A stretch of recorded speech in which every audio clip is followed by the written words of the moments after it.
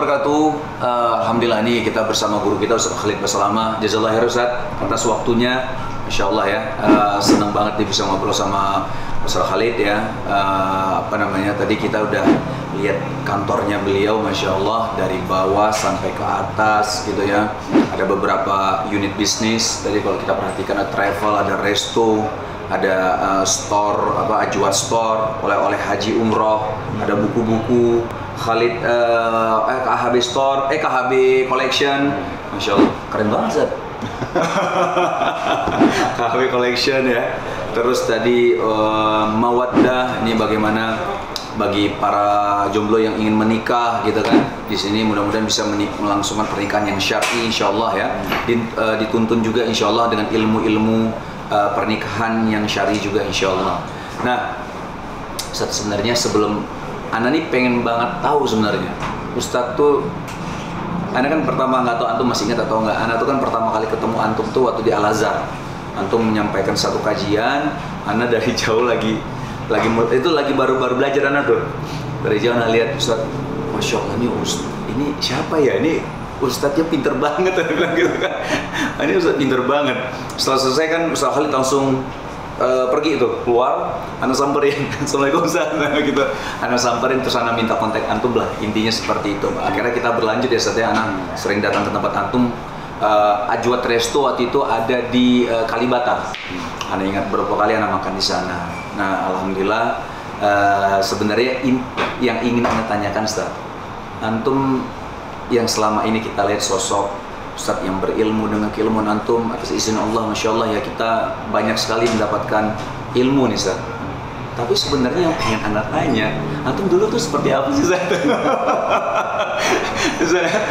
Apakah kayak kita juga dalam arti ya, contoh lah simpelnya kayak anak kecil. Anak tuh teringat sebenarnya, ini dari kajian Antum juga sebenarnya, bagaimana Syekh Sudes itu waktu kecil pernah didoakan sama ibunya.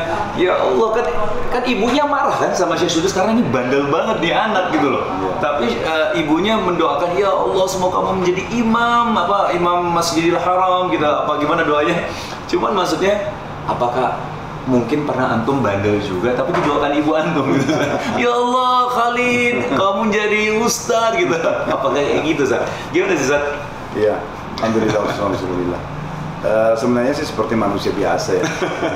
Seperti umumnya orang gitu. Di masa kecil sampai SMP kelas 2 itu anak di Makassar. Oh, sampai kelas 2 ya? Ya, Makassar. Anak kan lahir tahun 75. Yeah. Tahun 79 itu ibu anak sudah meninggal.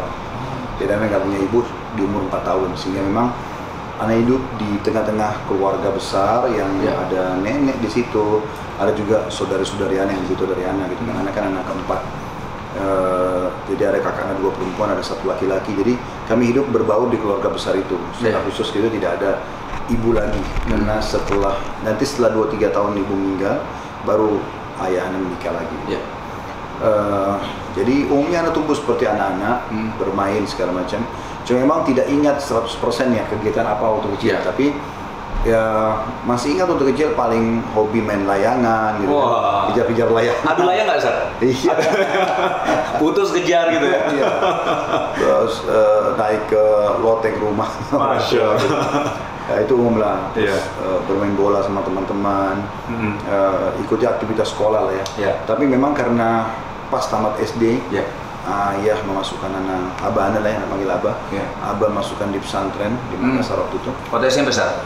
Iya, kan memang dia SMP SMA. Dia istilahkan dengan Tsanawiyah Aliyah kan.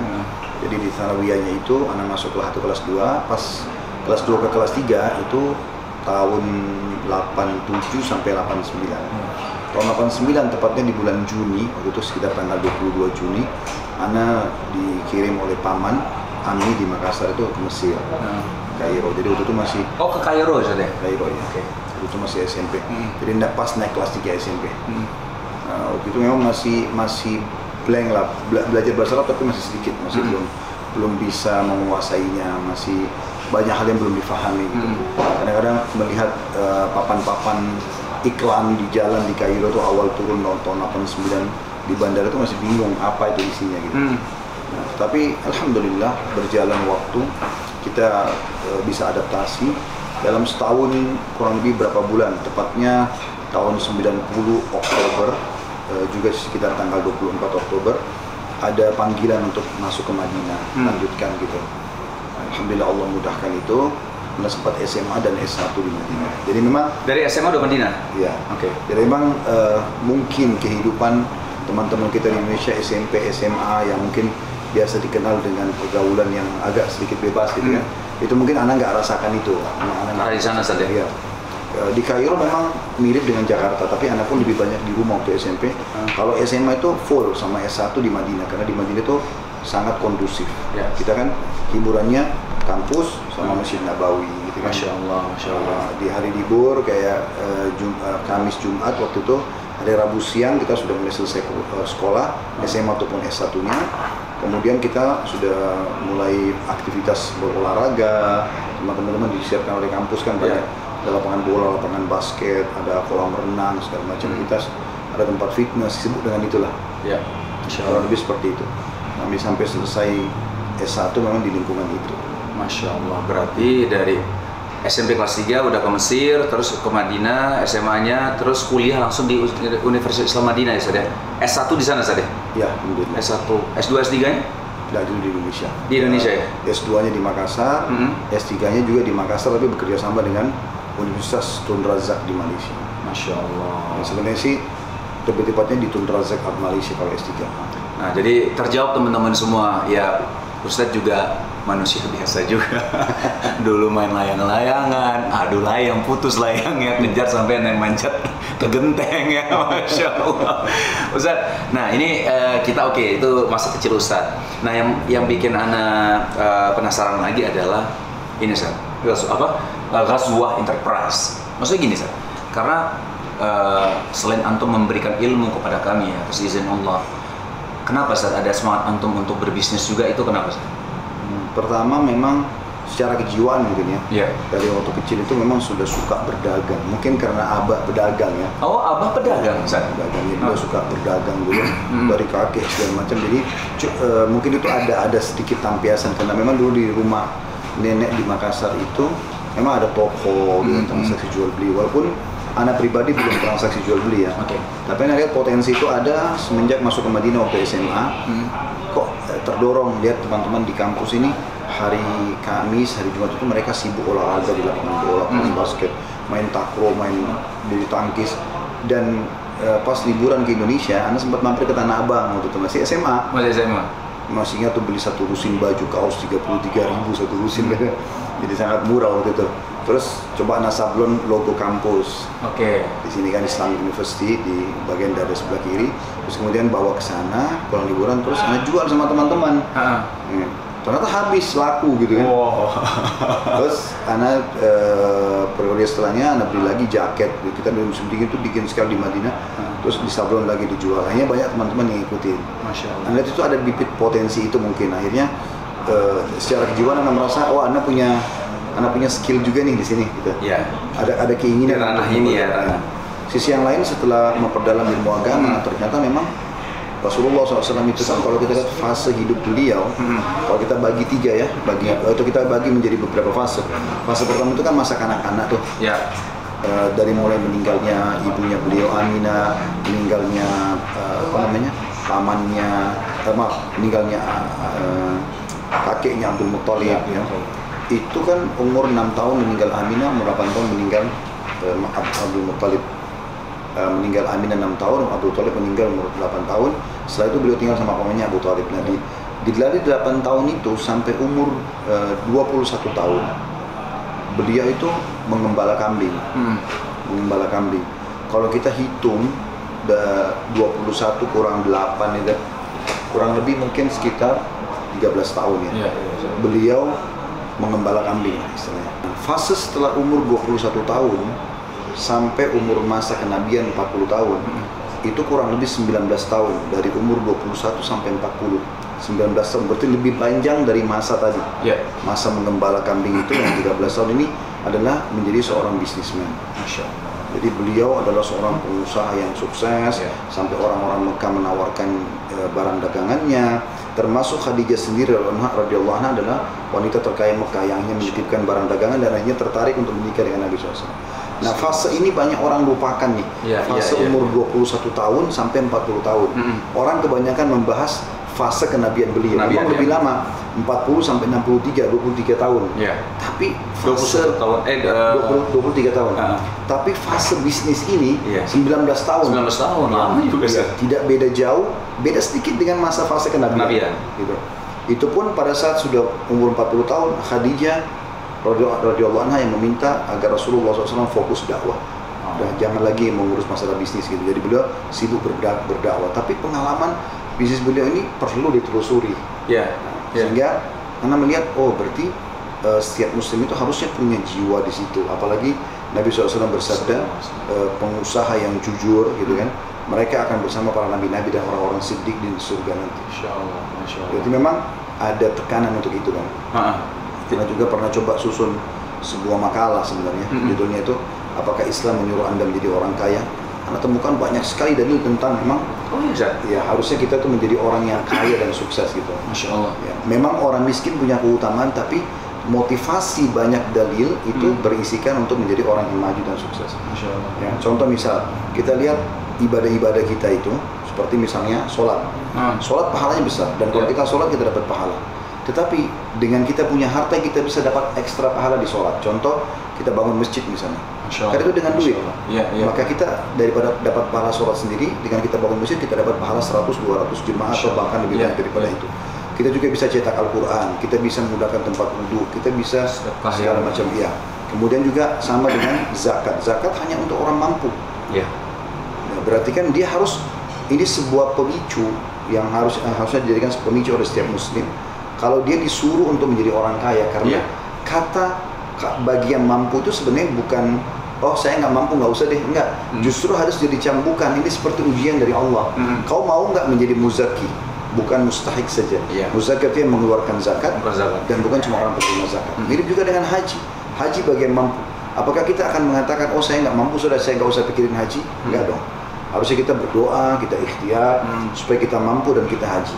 Itu pun kita bisa mendapatkan ekstra pahala. Kalau kita sudah punya kemampuan harta, kita berhaji dan menghajikan orang lain. Masya Allah. Sekian banyak. Begitu juga dengan jihad. Nabi SAW selalu kalau jihad itu sebelum mengirim pasukan pasti mengajak sahabat untuk bersedekah di masjid. Ayo sedekah, kita mau jihad gitu. Nah, sahabat pada ngumpul harta semua. Setelah itu baru Nabi SAW atur untuk membeli perlengkapan perang. Setelah itu baru kemudian beliau berangkat berperang. Jadi memang ada motivasi untuk bisa mempunyai pendapatan sendiri. Dan sekarang alhamdulillah ada ceramah kita di YouTube itu, ceramah termasuk ceramah terbaru judulnya katakan dia untuk sukses. Katakan dia untuk sukses. Itu ceramah antum itu ceramah. Oke. Ada di playlist di YouTube Khalid Basong Official itu. Katakan untuk sukses itu cukup banyak sekali dalil dan statement para ulama salaf tentang motivasi untuk menjadi orang yang maju dan sukses. Bahkan kita bisa membeli surga, tanda kutip dengan harta yang kita miliki selama itu halal. Masya Allah. Nah ini menarik Ustaz ini, karena bagaimanapun juga ini menjadikan kita juga termotivasi ya Ustaz ya. Di satu sisi yang tadi antum bilang bahwa antum sampaikan banyak dalil-dalil yang menyuruh kita menjadi orang kaya, dalam arti kaya yang positif ya Ustaz ya.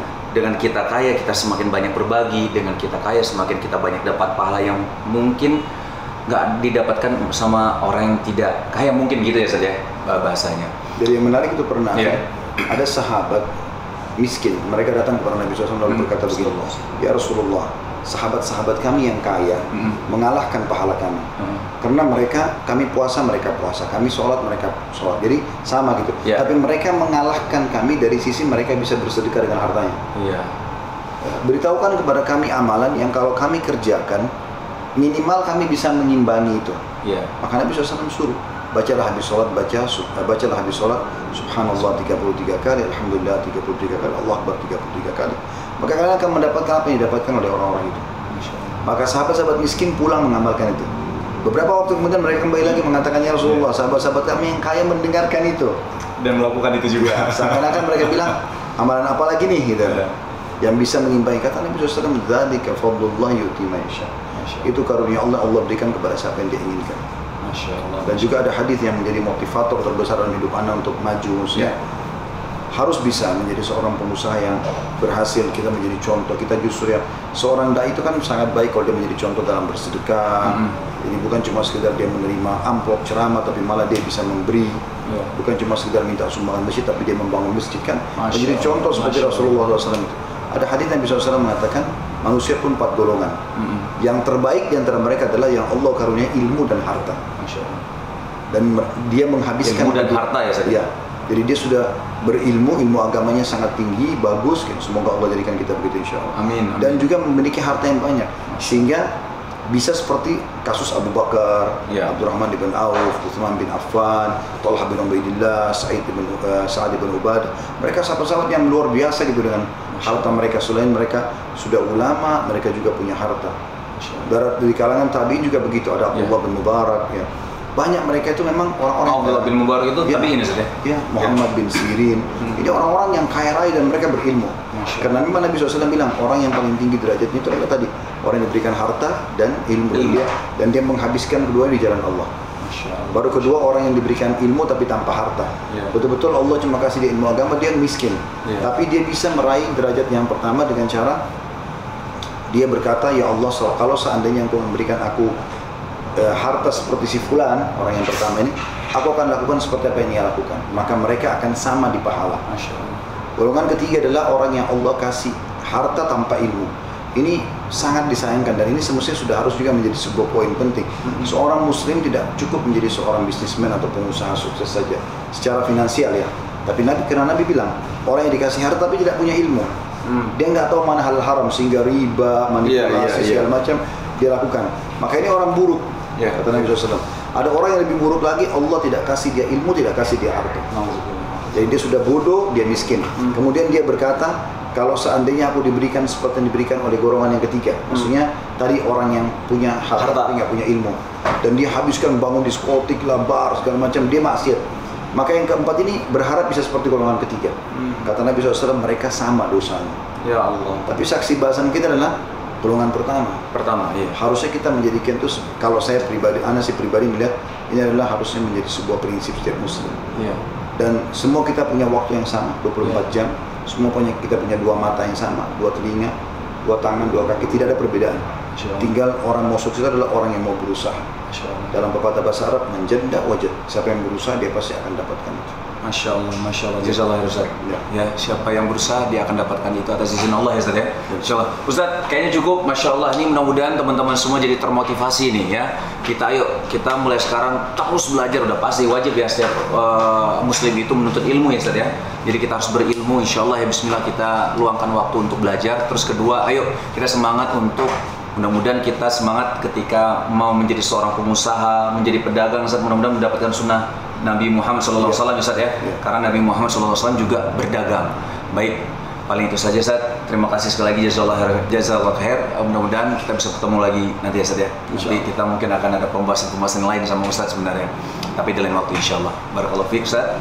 Assalamualaikum warahmatullahi wabarakatuh.